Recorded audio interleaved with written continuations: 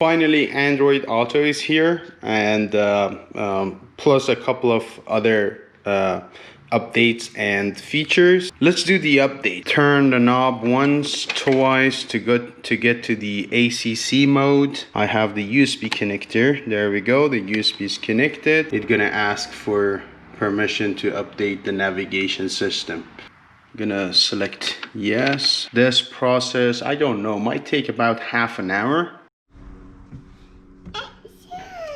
So the update is almost done, 99%.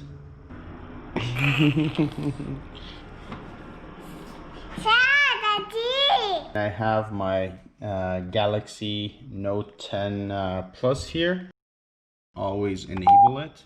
So it's my first time that I'm using the Android Auto here. I can use the Google Map, I can use Spotify, podcast, phone, and exit from the Android Auto calendar, news, reminders, and music, setting, and weather.